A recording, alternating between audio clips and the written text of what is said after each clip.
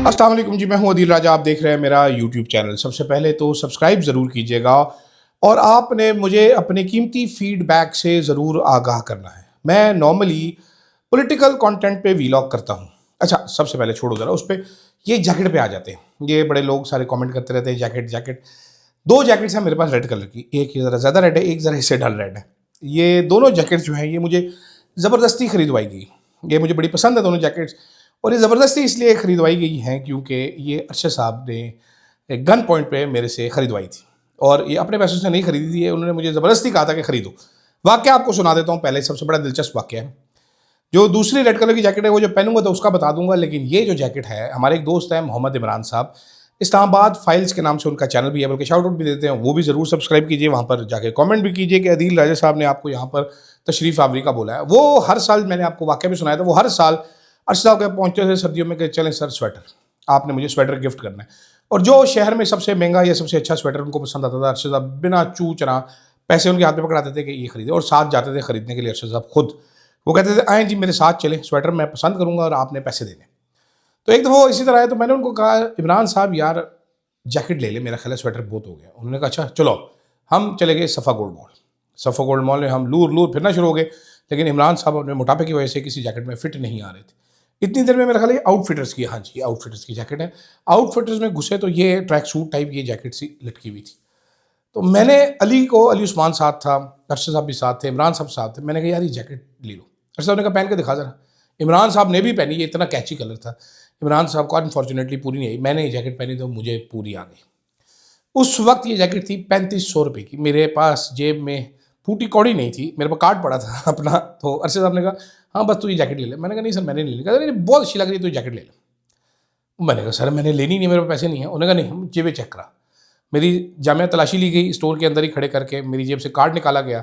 अरशद साहब ने बताते खुद कैशियर को दिया कि यार ये चार्ज करो। मुझे उतारने भी नहीं दी जैकेट, और यही जैकेट पहनाई रखी और ज़बरदस्ती मुझे जैकेट खरीद के दी गई। तो दूसरी की कहानी मैं आपको फिर कभी सुना दूंगा। ये जैकेट की कहानी थी, अरशद साहब को पसंद आ गई मेरे पहने में, तो मुझे ये खरीदनी पड़ी। तो खैर ये मैं पहनता हूँ, मुझे बड़ी अच्छी लगती है। मैंने कहा आपको वाक़या सुना दूँ। मेरे ज़िंदगी में बहुत सारे अरशद साहब के दिलचस्प जुड़े हुए वाक़यात हैं। कोई कपड़ों से रिलेटेड, घड़ी, मोबाइल से रिलेटेड, आहिस्ता आहिस्ता आहिस्ता शेयर करना ज़रा अच्छा होता है, बताता रहूँ।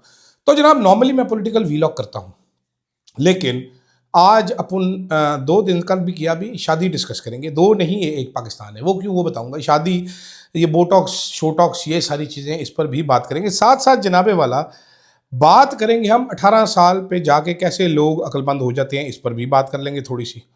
ठीक है? साथ-साथ उसके जनाबे वाला एक खातून एंकर हैं, वो क्यों मरियम औरंगज़ेब के खिलाफ कैंपेन चला रही है, वो भी आपको कुछ सबूत दिखा देंगे। और आखिर में बात करेंगे कि लीडर ये फैक्ट्री में, पीओएफ वाह में या heavy mechanical and engineering complex में नहीं बन सकते।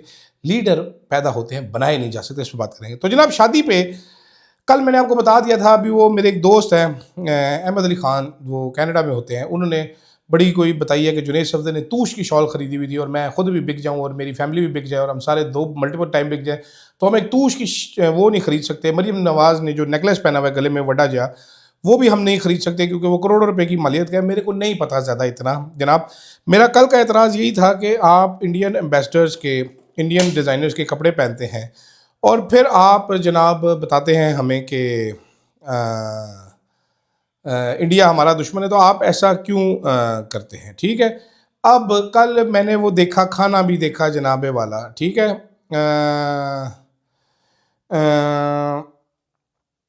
खाने की मल्टीपल डिशेस थी, तरह तरह के पकवान थे, रवायती पकवान थे, ये थे, कुन्ने गोश्त थे।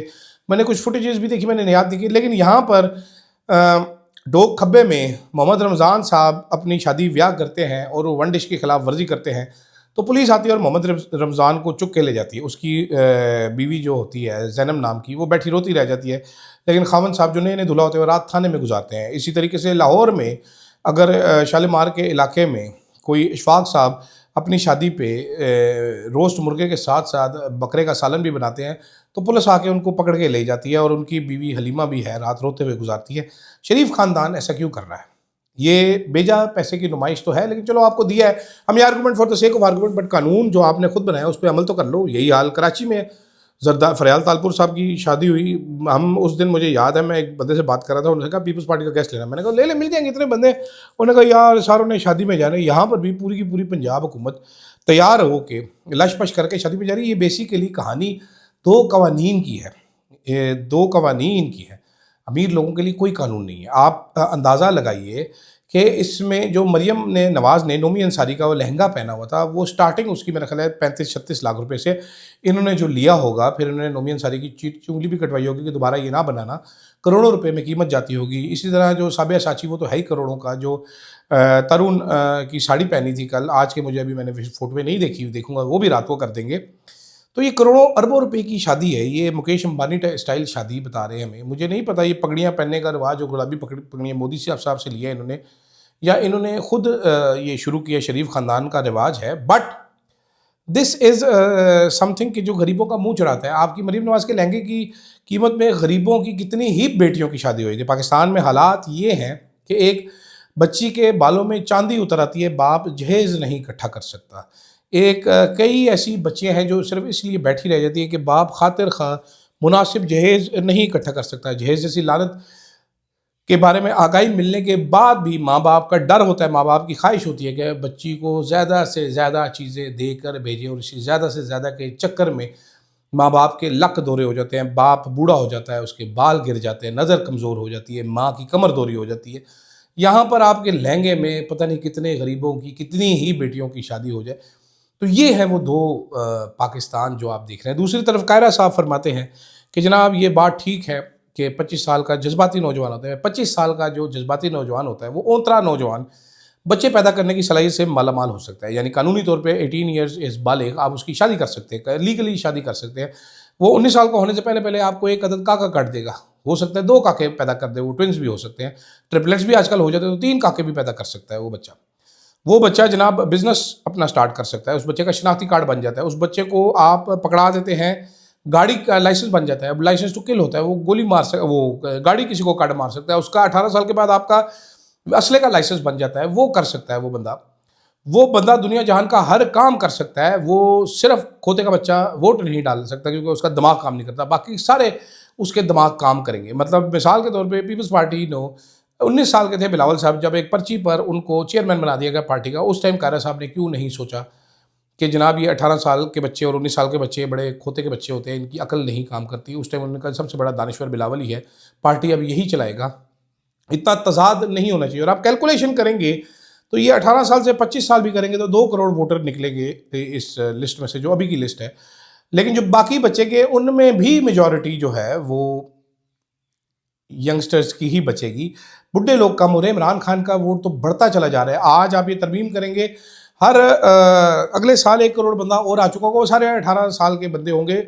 वो वाले ग्रेजुएट करके 24 साल वाले 25 साल के होके वो वोटर लिस्टों में आ चुके होंगे। तो इस तरह से काम आपका चलेगा नहीं, काम किसी तरीके से नहीं चलेगा। आप नेचुरल लीडरशिप को आने दें।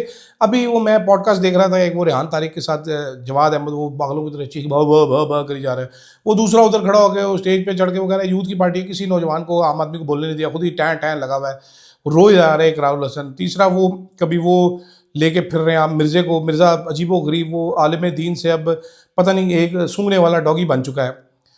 ये तीनों को मिला ले एक ही बात पार्टी करें ना, हर रोज़ एक नहीं। यहाँ पर आपने तरीन को फेंका, अलीम को फेंका, यहाँ पर आपने खटक को फेंका, पता नहीं किस किस को आप लॉन्च कर चुके हैं अभी तक। आप तो रियाम खान भी को 75 दफ़ा री लॉन्च हो चुकी है, नहीं फ़र्क पड़ रहा। इन सौ सारों को इकट्ठा करें। आपको ये क्यों नहीं समझ आती? महमूद खान चकज़ई ने बड़ी खूबसूरत बात की है कि लीडर पैदा होते हैं, लीडर बनाए नहीं जा सकते। आपको ये समझ नहीं आ रही। आप 78 साल से लीडर बनाने की कोशिश करें। अगर किसी POF कामरा में JF-17 थंडर की जगह लीडर तैयार हो सकता होता तो क्या ही बात थी, या वहाँ में तैयार हो सकता, या शरीफ होनों की वो भट्टी में तैयार होता, रमज़ान शुगल मिर में चीनी की जगह लीडर निकला था तो क्या ही बात थी। अलीम खान की हाउसिंग सोसाइटी में कोई बेसमेंट खोदते तो वहाँ से लीडर बरामद हो जाता तो क्या ही बात थी। लीडर बन नहीं पा रहा ना, प्रॉब्लम ये है कि लीडर बन नहीं पा रहा। लीडर बन नहीं पा रहा तो क्या करें? तजर्बा करना छोड़ दे, मेरा ख्याल है। आप तजर्बे पे तजर्बे कर। Shahbaz Sharif could be anything but not a leader. अभी जो एस्टेब्लिशमेंट का अपना बंदा है SM तनवीर, जो FVCCI का चेयरमैन है, उसने जो तकरीर की है वो मेरा ख्याल है आई ओपनर काफ़ी होनी चाहिए आप लोगों के लिए। वो एक मिलिट्री की टर्म है, री इन्फोर्सिंग फेलियर। आप अब ये जो 2022 में बाजवे ने जो तजर्बा किया इमरान खान को हटाने का, उस पर इतनी बड़ी नाकामी के बाद अभी तक हमारी इस्टेब्लिशमेंट एक काम कर रही है, इसको मिलिट्री टर्म बोलते हैं रीइंफोर्सिंग फेलियर, कि ये बार बार फेलियर को रीइंफोर्स करती चली जा रही है। हालांकि पढ़ाया जाता है कि यू नेवर रीइंफोर्स फेलियर। जब आपको एक चीज़ से नाकामी हो चुकी है एक बार दो बार, you never go there again, but they keep on going there. इनको उम्मीद है कि एक दिन जो शहबाज शरीफ है बहुत बड़ा लीडर बन जाएगा, मरीम नवाज शरीफ की डिलीवरी ऐसी ज़बरदस्त होगी, बिलावल साहब अचानक से लीडर बन जाएंगे। नहीं बन पा रहे, आपने देख लिया है 40 साल 35 36 साल बिलावल की उम्र हो चुकी है, मरीम नवाज क्लोज टू 60 में भी उम्र हो चुकी है, शहबाज शरीफ वैसे ही 70 72 सालों के हैं, आसिफ जरदारी साहब 70 साल के हैं, मौलाना साहब हैं। You only found one leader, Imran Khan, that is it. एक राहुल हसन का जो बच्चों ने हशर कर दिया, वो चीखें मारता फिर रहा है। खुद देख लें यार, मिर्जा के मुंह से उड़ती झाग देख लो, जवाद अहमद तो बिल्कुल बावला हो गया है, मतलब मेंटल, तकरीबन मेंटल होने वाला है। तो रहम करें, लोग भी बहुत ज़्यादा प्रेशर है इनके ऊपर लीडर बनने के लिए, ये पागल हो जाएंगे। अभी तो आपने शायद खान अफरीदी को भी इस्लामाबाद शिफ्ट हो गया, वो उनका फार्म हाउस, वो कह रहे हैं नागुज़ीर वजूहात की वजह से कराची से इस्लामाबाद शिफ्ट हो रहे हैं। गुलबर्ग ग्रीन में फार्म हाउस बनाया है भाई साहब ने, आसिम सलीम बाजवा साहब के हमसाए होंगे गालिबन। तो थोड़े दिन में आपको उनका भी रिजल्ट पता चल जाएगा, फिक्र ना कीजिए। मुझे इजाज़त दीजिए जनाब, हम देखते हैं। ओ यार, आपको बताना भूल गया इजाज़त से पहले, जनाब वाला मरीम औरंगज़ेब की ट्रांसफॉर्मेशन बहुत जालिम तबाकुन ट्रांसफॉर्मेशन है। मरीम औरंगज़ेब साहिबा बहुत ही हसीन लग रही है। बहुत सारे लोग तरह तरह की बातें कर रहे हैं कि मरीम औरंगज़ेब साहिबा ने ये कराया है, एक बंदे ने मुझे भेजा, उन्होंने कहा जी लिप इंजेक्शन लगवाए, राइनोप्लास्टी करवाई, hair transplant, botox, jaw reduction, fat reduction, double chin removal, liposuction, buccal fat removal, double eyelid surgery, under eye filler, cheek bone filler, nose bridge implant, micro bladed brows, fox eyes, neck lift, skin resurfacing, hair rejuvenation, पता नहीं क्या क्या करवाया है। मैंने कहा जी वो पैसे हैं, जो मर्जी करा ले, but she is looking very cute. तो अब पता ये चला जनाब कि एक खातून एंकर है जिनका नाम है गरीदा फारूकी, वो मरीम औरंगज़ेब के खिलाफ एक बड़ी जालिम कैंपेन करी है। एक उन्होंने एक ग्रुप में मैसेज किया, व्हाट्सएप ग्रुप में, कहती हैं even Grok couldn't recognize Maryam Aurangzeb. फिर एक और ग्रुप में उन्होंने मैसेज किया, उन्होंने कहा है जनाब, ये इन्होंने वर्साची की मालिक जो है डोनाटेला वर्साची, उन्होंने कहा है जी Donatella Versace and Maryam Aurangzeb two classic cases of plastic cosmetic surgery. ये देख लीजिए आप, मुझे नहीं मालूम ये गरीदा फारूकी को क्या इशू है मरीम औरंगज़ेब से, क्यों करी। मेरा तो ख्याल है बड़ी क्यूट लग रही है वो Maryam Aurangzeb, very pleasant surprise, very nice looking. I don't know, मुझे ज़्यादा नहीं पता, हमने तो कभी मुंह पे फेशियल नहीं कराया, साढ़े को शेव नहीं सीधी होती, कभी मैं शेव करा मेरी मुँह चिक थल्ले हो जाती, कुत्ते हो जाती। तो जो भी कराया बेहतरीन है, ज़बरदस्त है जनाब, करवाएं और करवाएं। मैं तो कहता हूँ पता नहीं क्या क्या करवा दें। साबित एंड का इससे ये हुआ, साबित ये हुआ कि आप बदसूरत कोजे नहीं है, आप गरीब हैं। अगर आपके पास पैसे हों तो आप सोने हो सकते। मुझे दीजिएगा इजाज़त, अल्लाह हाफ़िज़।